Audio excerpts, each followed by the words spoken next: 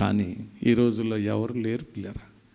99% కూడా కనబడటం లేదు. పిలువబడిన వారు అనేకులు, ఏర్పాటు చేయబడ్డవారు కొద్దిమంది. ఆ కొద్ది మందిలో కూడా అన్ని లెక్కలు చేస్తే మిగిలేది జీరోనే కనపడుతుంది. జాగ్రత్త. మీరు వినివారు మాత్రమై ఉంటే మిమ్మల్ని మీరు మోసపుచ్చుకుంటున్నారు. దేవునికి మహిమ కలుగును గాక. హల్లెలూయా. దేని గురించి వినేవారుగా ఉన్నారు? దేవుని ఆజ్ఞలు వినేవారుగానే ఉన్నారు, కానీ దాని ప్రకారంగా నడుచుకునేవారుగా లేరు.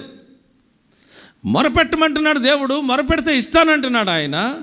ఆజ్ఞలు, కట్టడలు, విధులను గైకొంటే కనుక ఏ రోగం రాని అంటున్నాడు. అదేవిధంగా దేవుని బిడ్డలుగా ఉంటే కాపుదలు ఇస్తానంటున్నాడు. ఒకరోజు కాకపోయినా, 2 రోజులు కాకపోయినా, 3వ రోజున తప్పనిసరిగా దేవుడు గొప్ప మేలు చేస్తాడని విశ్వాసంతో ఉండమంటున్నాడు ఆయన. అతడు నన్ను ప్రేమించుచున్నాడు కనుక అతను నేను తప్పించెదను. అతడు నా నామము నెరిగిన వాడు గనక ఘనపరచెదను. మొరపెట్టగా దేవునికి మహిమ కలుగును గాక. హల్లెలూయా. అందుగురించే దేవుడు చెప్తున్నటువంటి మాటల్లో ఏది కూడా తప్పిపోవడానికి వీలు లేదు ప్రియులారా. అందుగురించి ఇక్కడ ఏంటంటే, మీరు చెడ్డవారై ఉంటే మీ పిల్లలకి బాగా చదవాలి, పైకి రావాలి, అమెరికా పోవాలి, లండన్ పోవాలి, అక్కడికి పోవాలి, ఇక్కడ పోవాలి అనుకుంటారు. దేవునికి మహిమ కలుగును గాక. హల్లెలూయా. అంత ప్రేమ చూపిస్తారు ఇక్కడ. కానీ దేవుడు మనల్ని ప్రేమిస్తున్నాడు, నాకు ఆరోగ్యం ఇస్తున్నాడు, నాకు క్షేమం ఇస్తున్నాడు, నాకన్నిటినీ సమకూరుస్తున్నాడు, మాట్లాడడానికి కృపనిచ్చాడు, ఆరాధించడానికి కృపనిచ్చాడు, పాడడానికి కృపనిచ్చాడు, నిలబడి బోధించడానికి కృపనిచ్చాడు. ఇన్ని మేలులు చేసిన దేవునికి నేనేం చేసి ఆయన రుణం తీర్చుకోవాలి? నువ్వు ఏం చేసి రుణం తీర్చుకుంటావు? అందుగురించి మీ పరలోకపు తండ్రి వారికంటే శ్రేష్ఠుడు కాదా?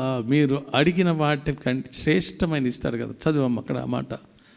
మీరు చెడ్డవారయ్యుండియు మీ పిల్లలకు మంచి ఈవులను ఎరిగి ఉండగా పరలోకమందున్న మీ తండ్రి తన్ను అడుగువారికి అంతకంటే ఎంతో నిశ్చయముగా మంచి ఈవులనిచ్చును. ఎంతకంటే చెడ్డవారి కంటే మీకు మంచి ఈవులను ఇస్తాడట, నాకు ఇస్తాడట. దేవునికి మహిమ కలుగును గాక. హల్లెలూయా. ఇప్పుడు వాళ్ళ సంతోషం బాగుంటుందా, లేకుంటే వీళ్ళ సంతోషం బాగుంటుందా? చెడ్డవాళ్ళ సంతోషం ఎక్కువ, లేకుంటే మంచి వాళ్ళ సంతోషం ఎక్కువ? వారికంటే శ్రేష్టమైన మనకిచ్చినప్పుడు మనకెంతో గొప్ప సంతోషం. దేవునికి మహిమ కలుగును గాక. హల్లెలూయా. అందుగురించే ఇశ్రాయేలీలందరూ మొరపెట్టారు. దేవుని ప్రణాళిక ఏంటంటే 430 సంవత్సరాలు బానిసలు ఉన్న తర్వాత వారిని తీసుకుని వెళ్ళి పాలు తేనెలు ప్రవహించే దేశంలో తృప్తిగా వారిని దీవించి ఆశీర్వదించి సంతోషానందంతో ఉండాలని ఆయన ఆశ. 40 సంవత్సరాల్లో వెళ్ళవలసింది, 40 దినాల్లో వెళ్ళవలసింది 40 సంవత్సరాలు పొడిగించాడు. ఎన్నో మేలులు చేశాడు. ఆహారం ఇచ్చాడు, నీళ్ళు ఇచ్చాడు, మాంసం పెట్టాడు. వాళ్ళ చెప్పులు అరిగిపోలేదు, వారి వస్త్రాలు మాసిపోలేదు. పగలు మేఘస్తంభంగా ఉన్నాడు, రాత్రి అగ్ని. వాడికి గొడుగులు లేవు, లేకుంటే ఇంకా ఏమి ఇళ్ళు లేవు, వాళ్ళకి ఏది లేదు. అయినప్పటికీ ఆయన ఎన్నడూ కూడా వారిని అలిసిపోనీలేదు పిల్లరా.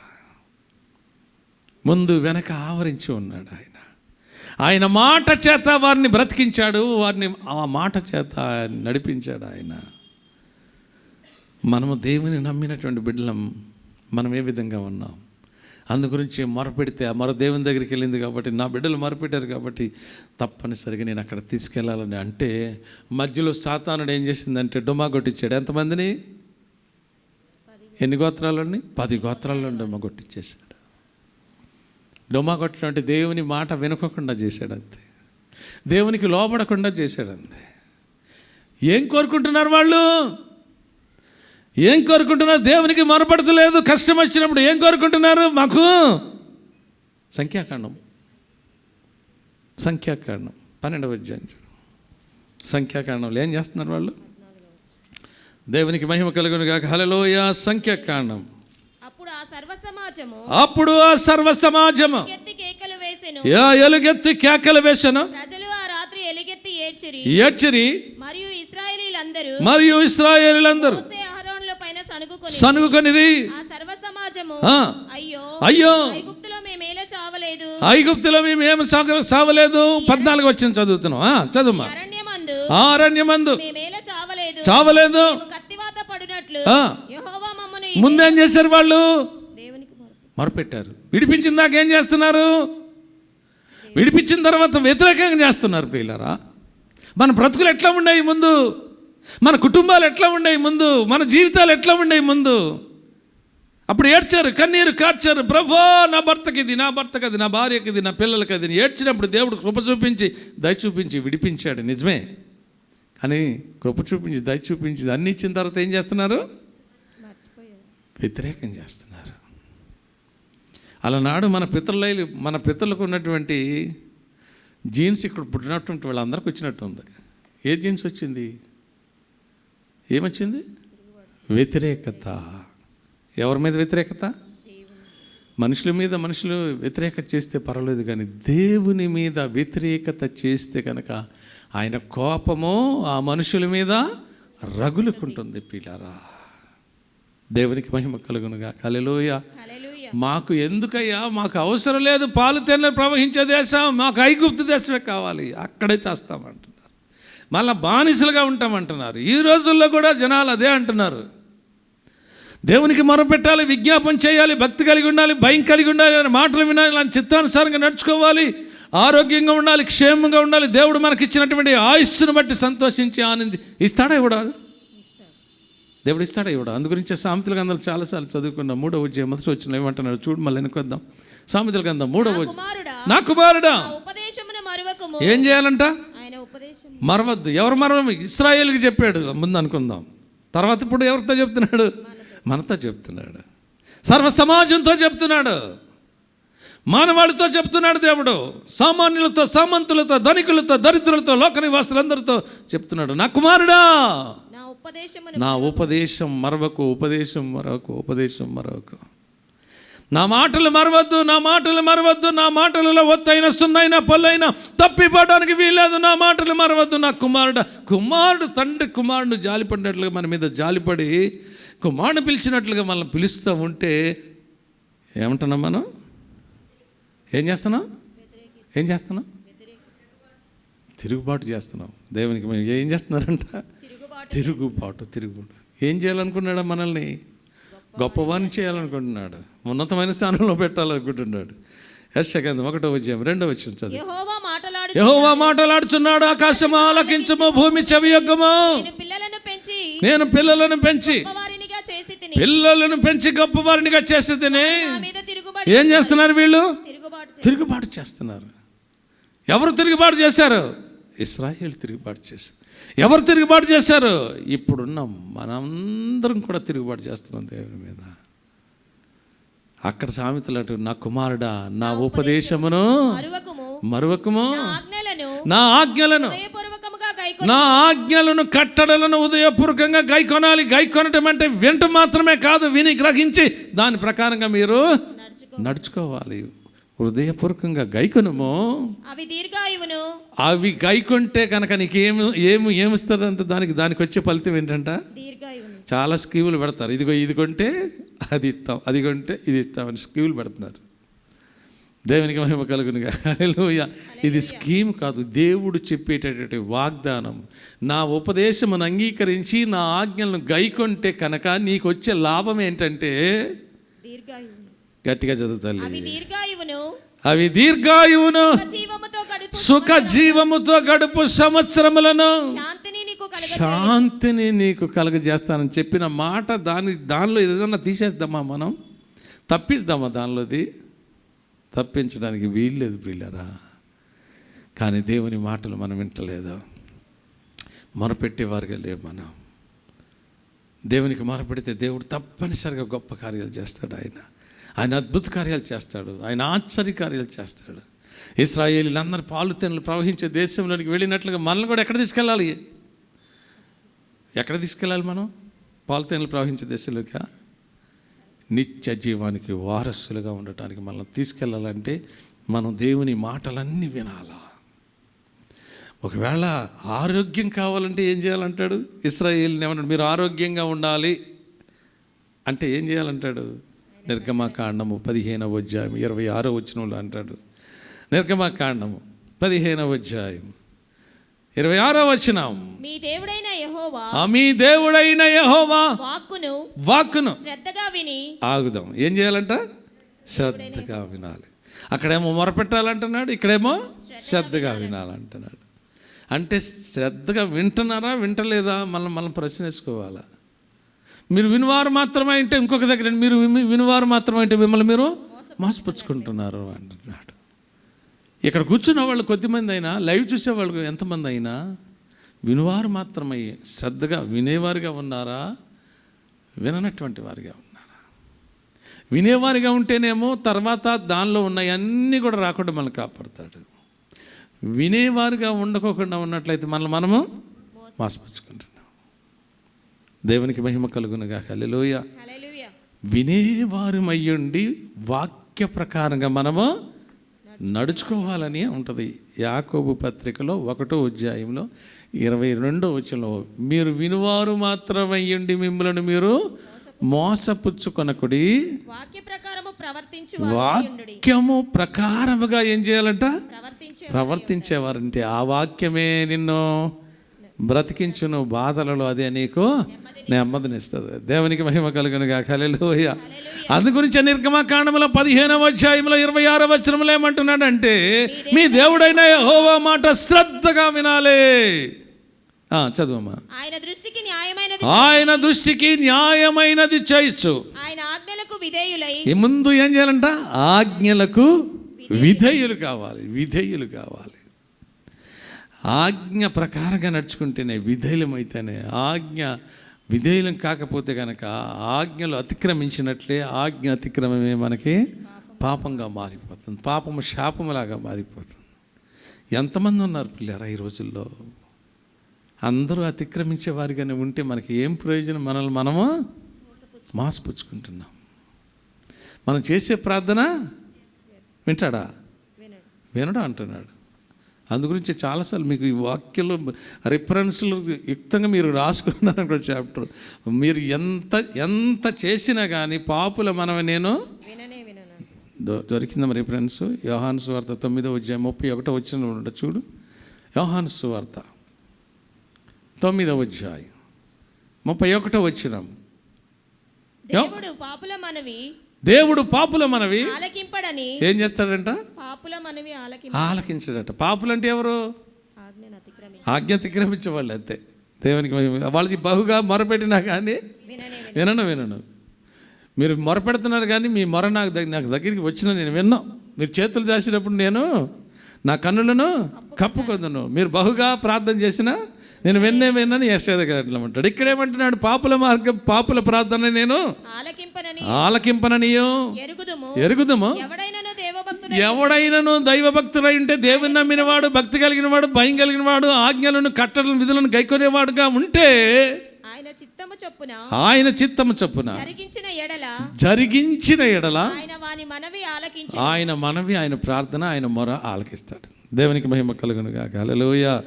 ఒకవేళ వినివారు మాత్రమే అంటే మనం మోసం పుచ్చుకుంటున్నాం.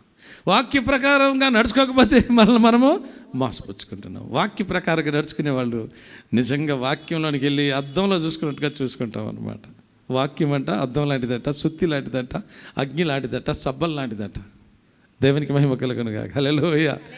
అందుగురించే ప్రియులారా, ఇశ్రాయేలుని అంటున్నాడు, ఇదిగో మీ దేవుడైన యెహోవా మాట శ్రద్ధగా విని ఆయన ఆజ్ఞలను కట్టడలను విధులను గైకొంటే కనుక మీ దేవుడైన యెహోవా ఐగుప్తు దేశంలో వచ్చినటువంటి ఏ రోగాన్ని కూడా మీ దగ్గరికి వచ్చినా కానీ మీరు మొరపెడితే మీ మొర విని ఆ రోగాన్ని నేను తీసేస్తాడా? తీసివేయడా?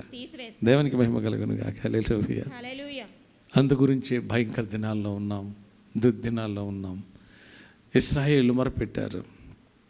కష్టం వచ్చింది, బాధ వచ్చింది, వేదన వచ్చింది.